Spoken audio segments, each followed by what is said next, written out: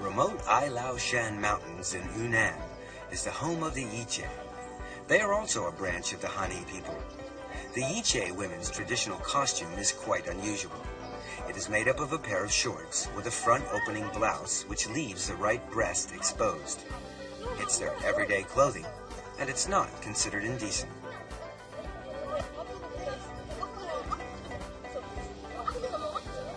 All women want to look beautiful, but definitions of beauty vary from country to country. These girls have a natural beauty, something that no amount of makeup can provide.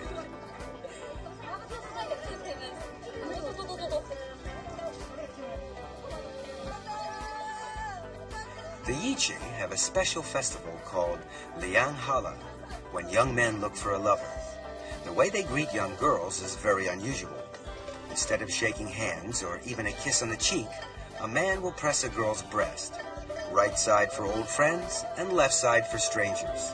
It's a great embarrassment if the wrong one is pressed, but the faux pas is quickly forgiven.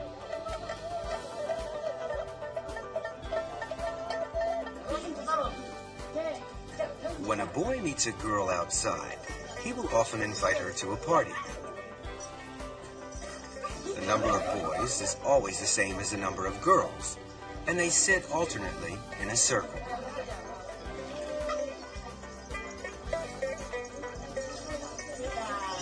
They talk and flirt freely with either the person to their left or the person to their right.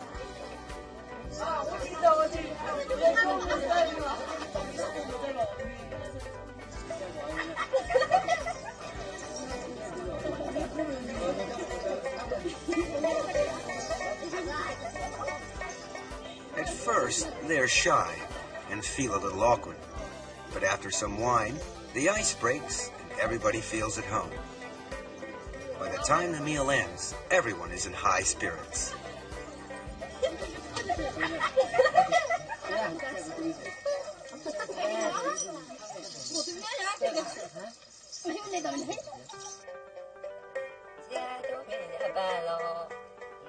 The Yiche are open in their sex life. However, despite this, an illegitimate child is frowned upon. This is not much of a problem, as all girls are betrothed at the age of 4 or 5. They remain with their parents and don't live with their husbands until they are older and have given birth to a child. This shows that they are fertile. It's another example of a non-viral local residence. A bridal party readies itself for the big event. The smartly dressed girls here are only the bridesmaids.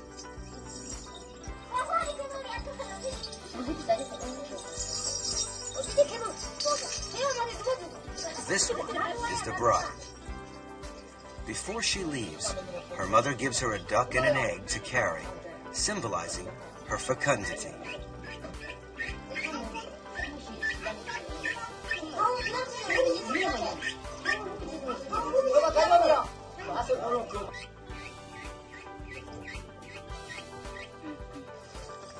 This man is being beaten as he is leading the party taking the bride back home. It's part of the custom here. A rope is tied across the path of the husband's village. Everybody may cross over except the bride. She must break the rope to show that she is cutting off her links with her past.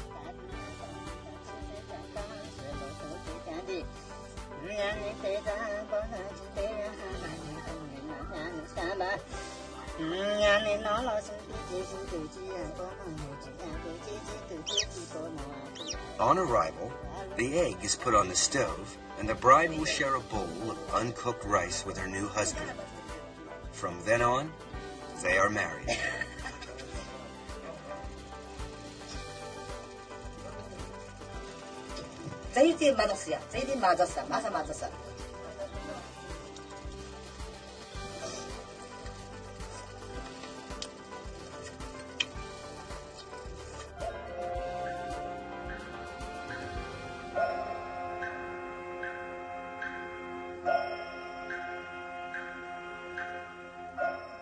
Most women in the tribal minorities are good at embroidery. This is especially true of the white-trousered Yao. Like in many other tribes, they use it to convey love to the young men they admire.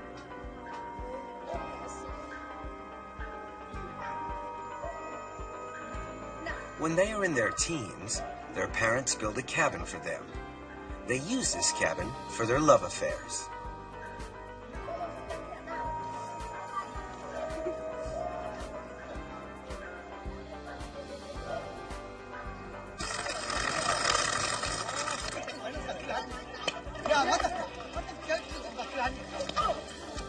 Contrary to what you may think, the long-haired youngsters playing here are all boys.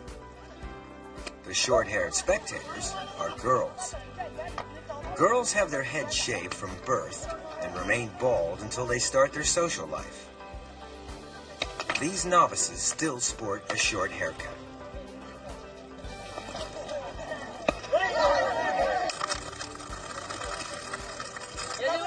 In most societies, the boy courts the girl.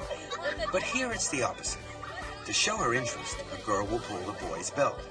If the boy isn't interested, he will ignore her and walk away. If he is, he must still show a reluctance to take up the girl's offer. Otherwise, he is considered shameless and not a decent young man.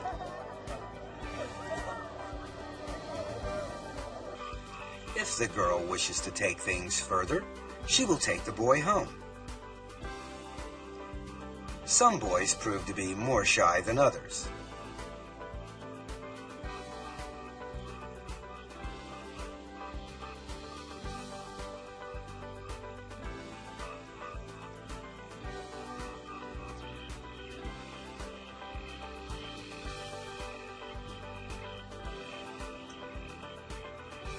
Bringing a boy home is considered to be quite normal. In fact, the parents feel honored to have a suitor in the house. On the other hand, if no boy comes, the whole family is disgraced. Though they are free in their sex life, the marriage is still subject to certain rules. If a girl wants to get married, her cousin must be given first refusal. Her father must consult her maternal uncle first, as her mother came from her uncle's family in the first place. It is thought only natural that the daughter should be offered in return. The offer is made in a roundabout way. The father asks, "The vegetable on my farm is mature. Would you like it?" The uncle replies, "It's good, but no thank you." This answer will make things easier. The girl is now free to marry the boy of her choice.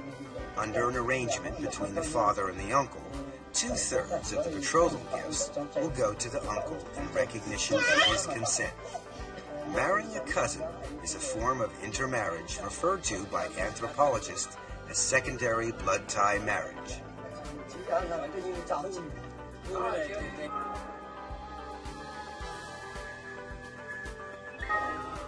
This practice prevails in the Va tribe too, although it is not allowed within a patrilineal family, nor within the same clan.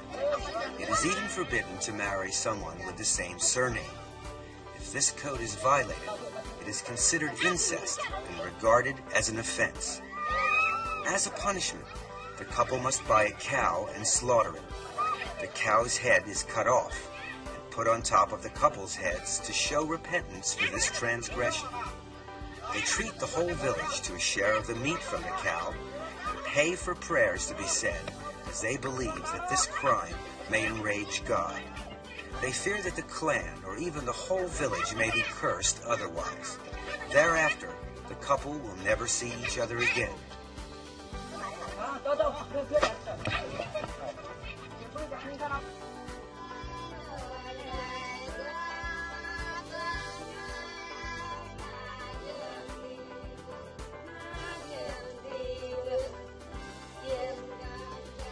The Va live in the mountainous region of Yunnan. The whole area is a veritable Shangri-La.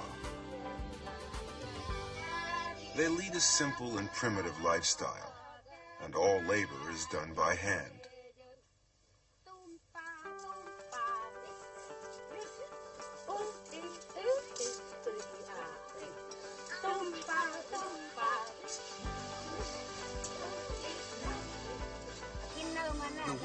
usually work stripped to the waist. Bamboo is put to a wide range of uses for constructing houses, carrying water, drying the crops, and storing grain.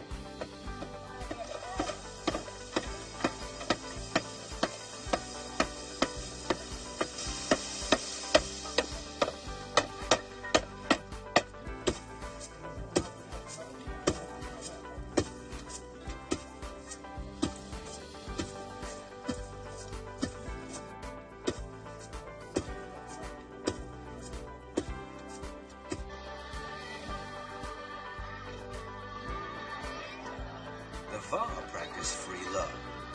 Quite often, young men will go out at night to drop in on their girlfriends.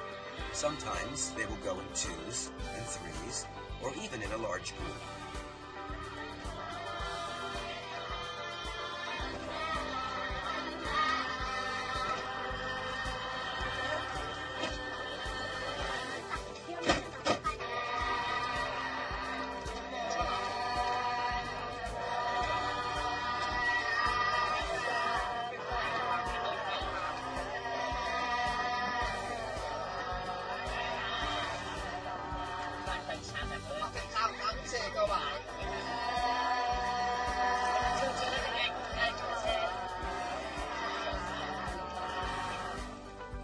They spend the evening singing, dancing, and eventually sleeping together.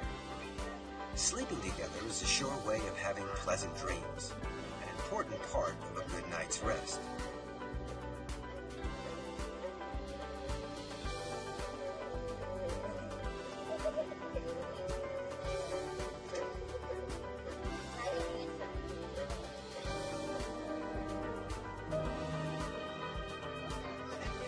The next morning, the youngsters tell each other about their dreams.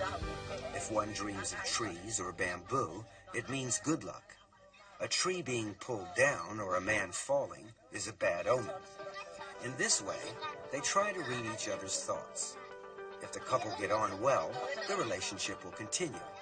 If not, they can always break it off and blame it on the bad dreams.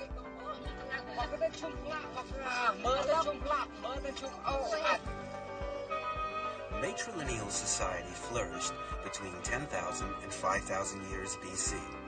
At first, people practiced group marriage, but slowly this evolved into polygamy. One example of polygamy is visiting marriage. This is practiced by the Moshu people of Yongning. This is a typical Moshu house. It shows the status of the Moshu woman. Women live upstairs, each having their own room. The rest of the house downstairs is occupied by the old folks and the young children. Adult males have no place in the home and are obliged to stay with their girlfriends at night. Those unlucky enough not to have girlfriends must rough it with the animals.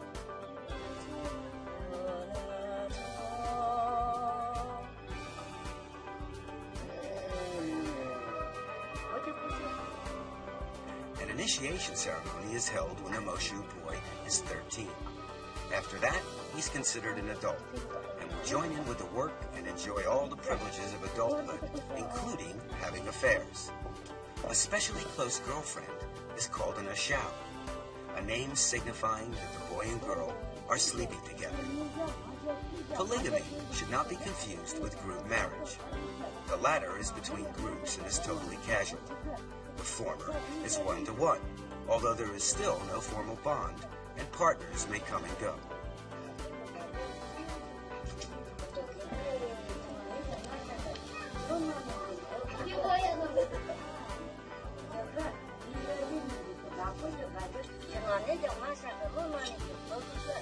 After the ceremony, this young Moshu boy will be an adult.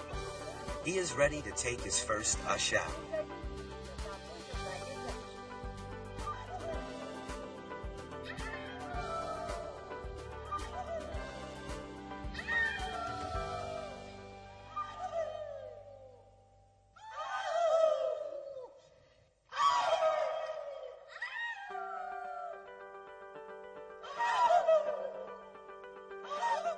If any of these boys and girls fall for each other, there will generally be a very quick response.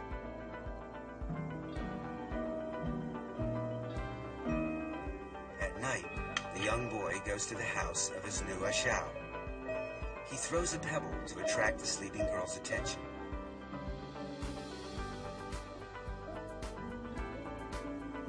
The girl comes down and invites him upstairs.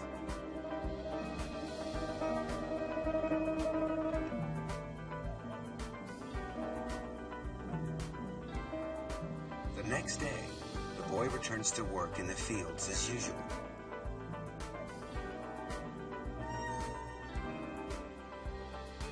If he fails to come back the next night, then the affair is over. Likewise, if the boy returns and the girl refuses to open the door, the affair is over.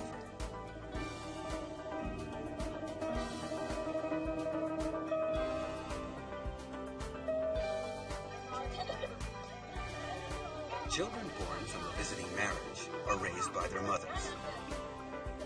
The father has no obligation to participate at all. However, men are not all without feelings, and after a while, he will lend a hand with the housework and the child.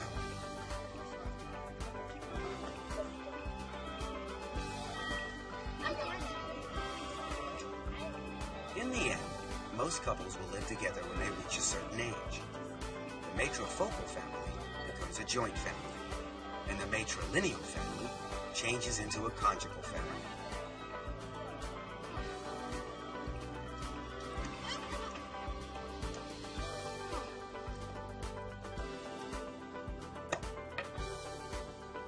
Visiting marriages have no rights, but for the Zhuans in Qinghai, it's quite different.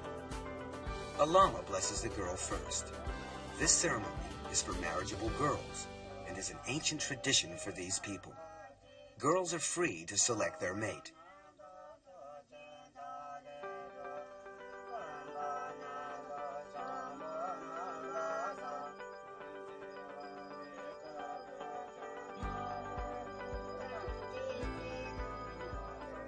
When it's time for the girl to change her clothes, she must wear 2 pearl necklaces at the back of her head to indicate the end of her maidenhood.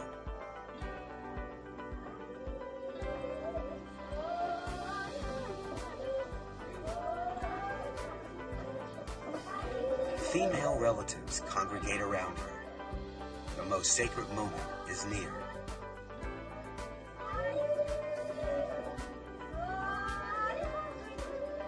The closer they come, the lower the bride must hold her head.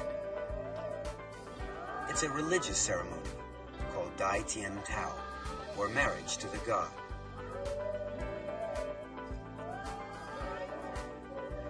The holy water being sprinkled is in fact milk.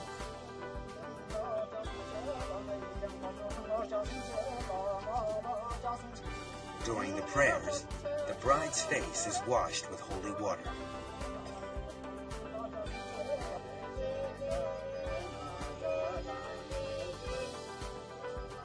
The ceremony is about to begin.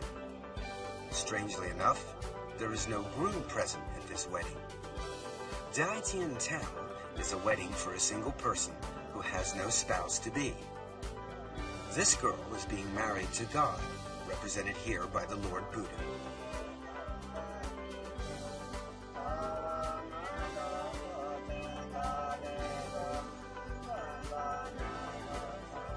After the ceremony, the girl is free to have love affairs and to bring men home.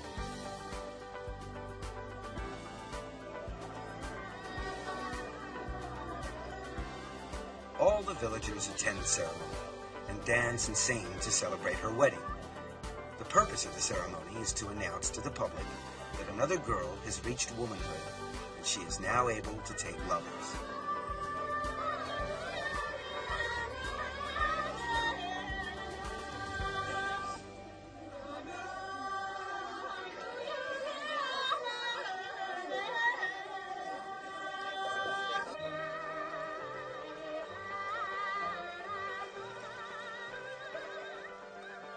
Now that she is married, she may indulge in the activity of jiao sang, having love affairs. It's a form of polygamy where the couple come together for a purely sexual relationship with no thought of family bonding. There is no right of exclusive access either. Each partner may come and go freely.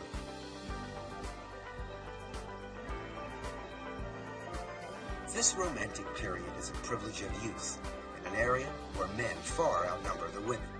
It helps to correct the imbalance. Most of the older people have families.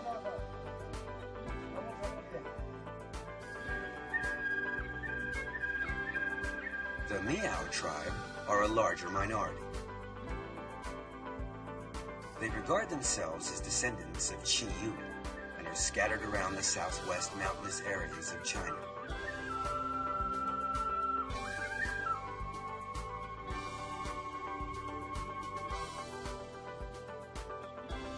A hero's knot is considered the height of fashion.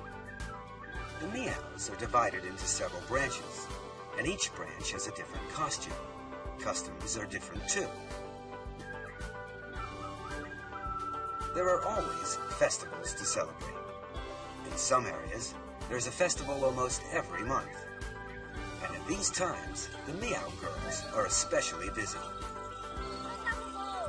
They dress up in traditional costume for the event.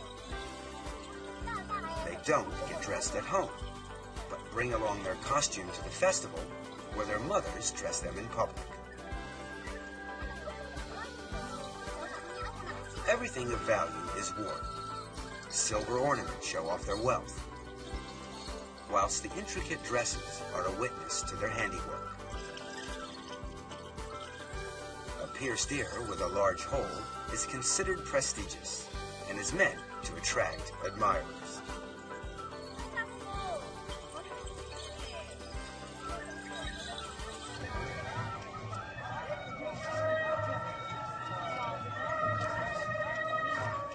During these festivals, performers from surrounding villages will turn up to provide countless entertainment.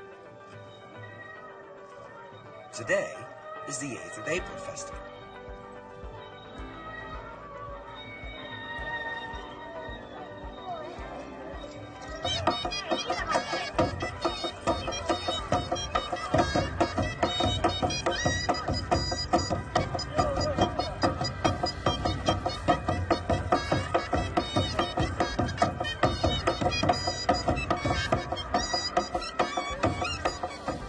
Villagers present a gift to the mother of the dragon, for whom the festival is held as a welcome.